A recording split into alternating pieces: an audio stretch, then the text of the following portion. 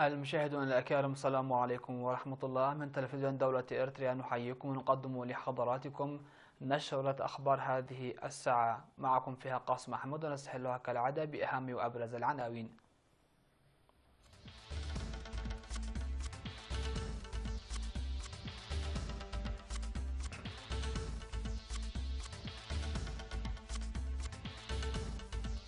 الوزير عثمان يقول أن اتفاقية السلام بين إريتريا وإثيوبيا تطلع عملا كبيرا.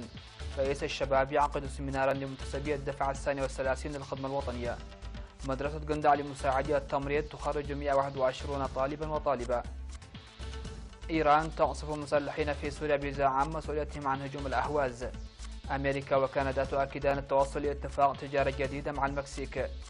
وماي تدعو للاتحاد وراء خطتها للانسحاب من الاتحاد الأوروبي. صرح معالي وزير الشؤون الخارجية السيد عثمان صالح بأن اتفاقية السلام الموقعة بين إريتريا وإثيوبيا أسدلت ستار مرحلة الحرب والمواجهات السوداء، وطبعت أملا كبيرا لدى الشعوب. وفي خطاب معالي الوزير عثمان الذي ألقاه في 29 من سبتمبر الجاري في مؤتمر الجمعية العمومية للأمم المتحدة، قال إن الانتصار التاريخي المحقق، ورغم أنه جاء متأخرا بعد مرور 16 عاما، إلا أنه فتح آفاقا أوسع لتوجيه البلدين كافة طاقاتهما وقدراتهما في التنمية، موضحا بأن ملامحها الإيجابية للسلم والأمن الإقليمي أمر لا يستهان به. وعبر عن تقديره وامتنانه للدول التي ساهمت في عملية الانتصار التاريخي بمختلف الطرق، وكذلك الدول التي أظهرت رغبة سياسية طيبة. وفيما يتعلق بالحظر غير القانوني المفروض على إريتريا، قال معالي الوزير عثمان صالح: في الوقت الذي تبرهن وتوضح فيه الأسباب التي أدت إلى فرض الحظر، تأتي في المقام الأول إدارة واشنطن السابقة التي اتخذت القانون كقوة إرشاد، متبعة سياسات ضالة وغاوية مفبركة تهما لا أساس لها. وفي المقام الثاني يأتي قصور الأمم المتحدة وضعف أعمال مجلس الأمن التابع للأمم المتحدة. وفي المقام الثالث تأتي الأنظمة التي تسعى لكسب مصالحها وأرباحها بمساعدة ودعم القوى الكبرى. وتابع معالي الوزير عثمان صالح بأن إريتريا تكبدت لفترة 9 سنوات خسائر فادحة وكبيرة، والأكبر من ذلك هو النزاعات التي أغرقت الأقليم ككل، وكذلك الفرص المهدرة. وفي الوقت الذي دعت فيه الدول ذات الإرادة الطيبة إلى رفع الحصار، إذ حاولت الدول التي تريد استغلاله كورقة ضغط مختلقة أسبابا مختلفة لتمديد الحصار، مشيرا إلى أن المطلوب هو إرساء وتأكيد العدالة وليس طلب العفو، وأن الذي يطلب العفو هو المجرم أو المنحصر. إلا أن الشعب والحكومة الإريترية يطالبون بإحقاق الحق وتأكيد العدالة، مانعين باتا كافة الألاعيب والمحاولات الفاشلة المتخذة لإطالة أمد الحصار. وفي الختام قال معالي الوزير عثمان إن نضال وإرث إريتريا من أجل تحقيق العدالة والرعاية الاجتماعية والاستقرار أمر لا يحتاج إلى الشهادة، وأن تحمل الشعب الإريتري للحظر غير القانوني وأضراره وتصديه للظلم خير دليل على ذلك، موضحا بأنه لم يرتكب أخطاء أو جرائم توجب العفو. لذلك يطالب بأبعد من رفع الحصار ودفع تعويضات عما نجم من فرص مهدرة بسبب الحصار. في غضون ذلك التقى معالي الوزير عثمان صالح على هامش المؤتمر بوزير الخارجية لجمهورية إثيوبيا الفيدرالية الديمقراطية الدكتور ورقنه قبيهو، ووزير خارجية جيبوتي السيد محمد علي يوسف، ووزير خارجية جمهورية الصومال السيد أحمد عيسى عوض، ونائب رئيس الوزراء ووزير خارجية الكويت الشيخ صباح الخالد الأحمد، وكذلك مفوض السلم والأمن للاتحاد الأفريقي السفير إسماعيل تشرغوي، وإضافة إلى غيرهم من ممثلي الدول والمؤسسات الإقليمية والدولية بما فيهم الوزراء والسفراء، وتبحث معهم حول تعزيز العلاقات الثنائية والشراكة والتعاون.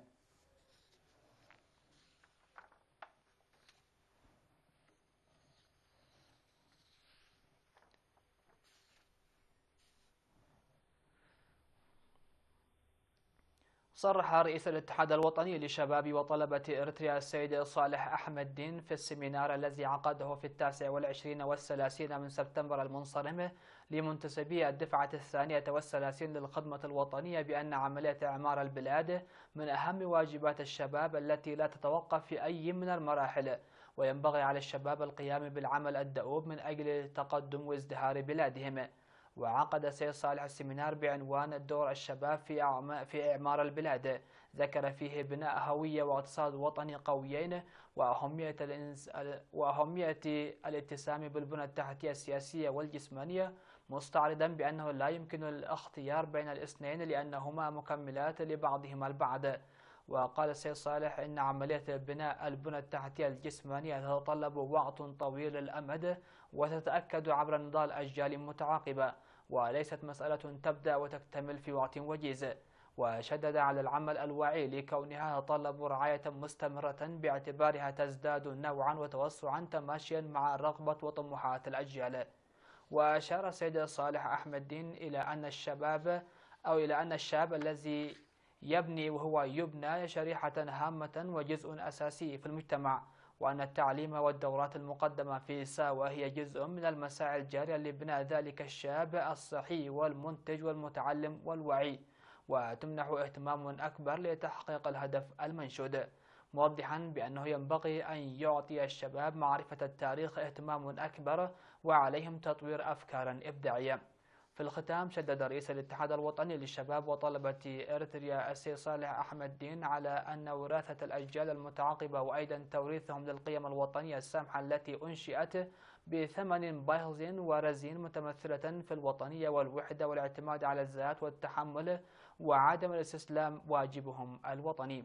وأشار المشاركون في السيمينار إلى أن السيمينارات المقدمة في مختلف الفترات ظلت تعزز من معارفهم وفهمهم ووعيهم فيما يتعلق بالأوضاع الراهنة، مناشدين لتسليح المكتبات التي فتحها الاتحاد الوطني للشباب وطلبة إريتريا في ساوى بمستلزمات عالية الجودة والكفاءة وكتب قيمة وذو مستوى مرموق.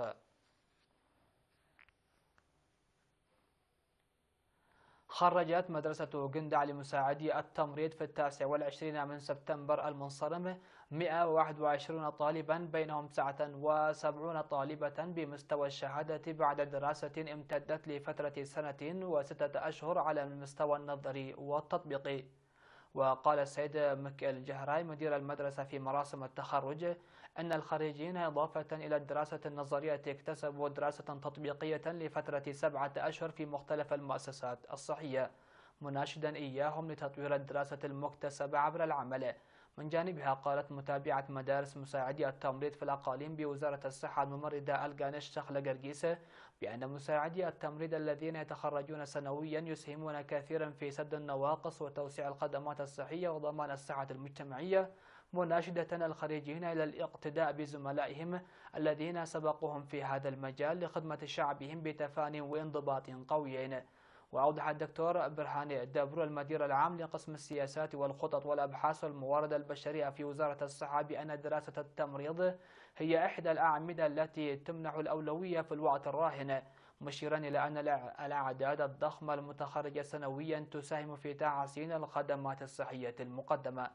هذا وتخرج مدرسة جندع لمساعدي التمريض هذا العام للمرة السابعة، وقد بلغ مجموع الخريجين 667 خريجا وخريجة.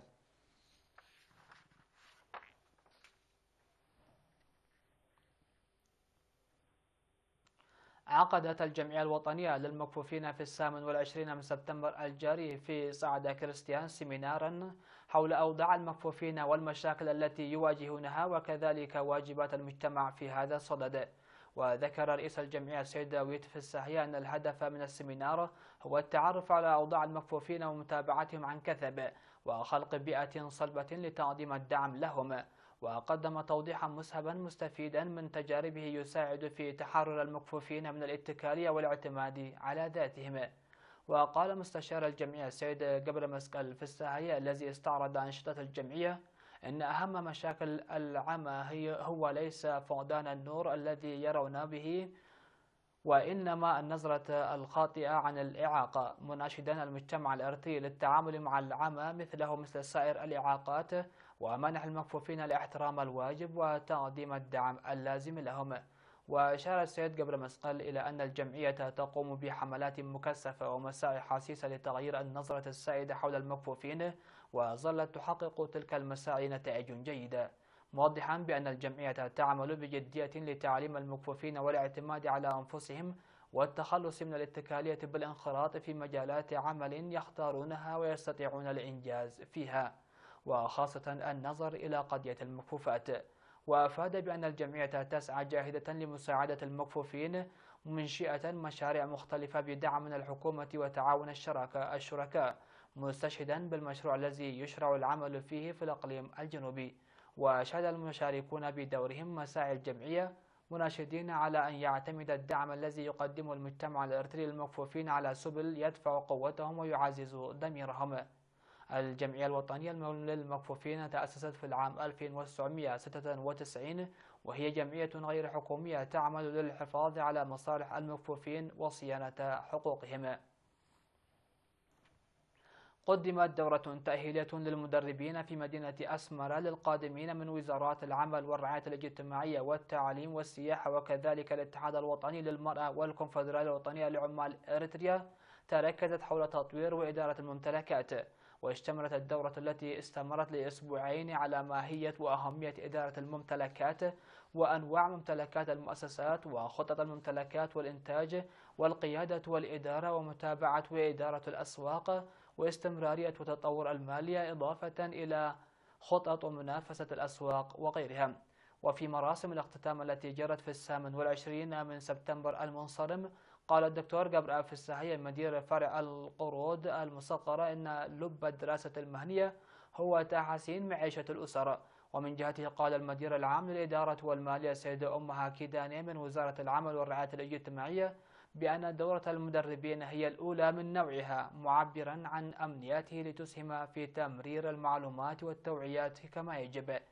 بدورهم ذكر الدارسون مضمون المعلومات المكتسبة، موضحين أهميتها الفعالة في حال رفقت تقديمها بتجارب عملية لمدراء ممتلكات نموذجين.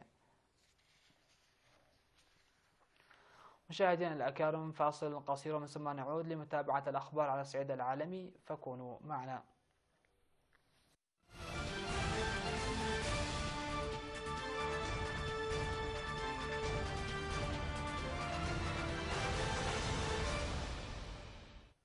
أهلا بكم على أنباء العالمية. قالت هيئة الإذاعة والتلفزيون الإيرانية أن إيران أطلقت صواريخ على مسلحين في سوريا بزعم مسؤوليتهم عن هجوم الأهواز الذي أسفر عن مقتل 25 شخصا وإصابة العشرات. وقالت وكالة فارس للأنباء إن عددا من المسلحين قتلوا في الهجوم الذي وقع في منطقة البوكمال بشرق سوريا. وأعلنت المقاومة الوطنية الأهوازية وتنظيم الدولة الإسلامية مسؤوليتيهما عن الهجوم، لكن لم تقدم أي منهما أدلة على ذلك. وكان نائب رئيس الحرس الثوري الإيراني حسين سلامي قد توعد برد ساحق ومدمر على الهجوم الذي ألقى باللوم فيه على المملكة العربية السعودية وإسرائيل والولايات المتحدة الأمريكية.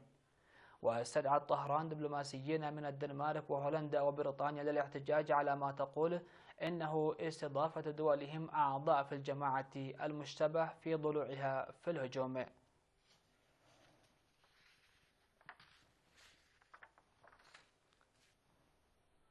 أكدت الولايات المتحدة وكندا التوصل إلى الاتفاق جديد ليحل محل اتفاقية التجارة الحرة لأمريكا الشمالية نافتا التي تعود لعام 1994. وقال البلدان في بيان مشترك إن الاتفاق الجديد سيسمى اتفاق الولايات المتحدة والمكسيك وكندا.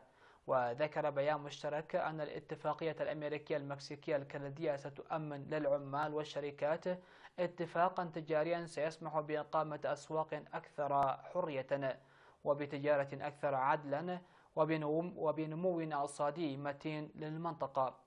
وصدر البيان قبل 90 دقيقة فقط من انتهاء مهلة فرضتها الولايات المتحدة للتوصل إلى انضمام كندا إلى الاتفاق الذي توصلت إليه واشنطن ومكسيكو من قبل.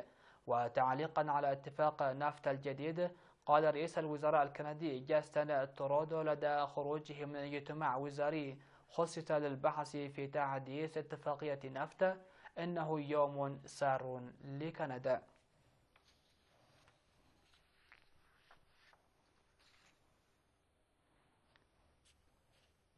دعت رئيسة الوزراء البريطانية تيريزا ماي حزب المحافظين الذين تزعمه للاتحاد وراء خطتها لانسحاب بريطانيا من الاتحاد الأوروبي، وقالت لمنتقديها إن الخطة تفي برغبتهم في التوصل إلى اتفاق للتجارة الحرة.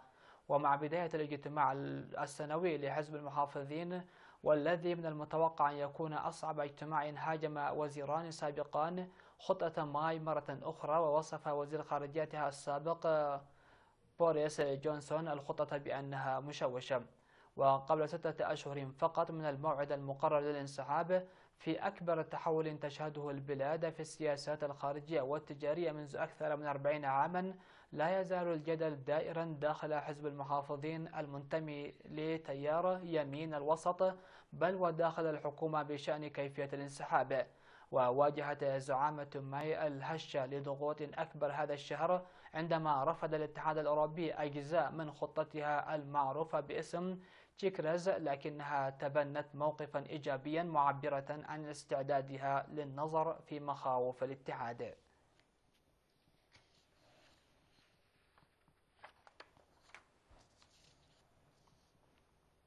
الخبر الأخير في هذه النشرة: ضرب الإعصار تورامي العاصمة اليابانية طوكيو اليوم الاثنين، مما أدى إلى سقوط الأشجار على قضبان السكك الحديدية ومقتل شخصين وتقطع السبل بآلاف الأشخاص بسبب إغلاق خطوط السكك الحديدية أو تأخر القطارات. وقالت وكالة الأرصاد الجوية اليابانية أن الإعصار تورامي وصل إلى غرب اليابان وأدى إلى هطول أمطار غزيرة وهبوب رياح قوية وحدوث انهيارات أرضية في جزيرة هوكايدو الواقعة في أقصى شمال اليابان. وتعرضت الجزيرة لزلزال مميت الشهر الماضي. وقالت هيئة الإذاعة والتلفزيون اليابانية أن الإعصار المصنف على أنه عاصفة مدارية من الدرجة الأولى، وهو الأدنى على مقياس، من 5 نقاط إلى معطل شخصين وإصابة نحو 130 شخصا. وأضافت الهيئة أن هناك شخصين في أعداد المفقودين، وأن الكهرباء انقطعت عن قرابة 400 ألف منزل. هذا وفي اليونان، أفادت أنباء أن 3 أشخاص فقدوا في اليونان بعد أن تسببت رياح عاتية وأمطار غزيرة في حدوث سيول بمناطق من البلاد. واستقبل رجال الإطفاء حتى الآن أكثر من 1300 مكالمة استغاثة للمساعدة في إجلاء أشخاص محاصرين داخل سياراتهم ومنازل غمرتها المياه ولإزالة أشجار سقطت.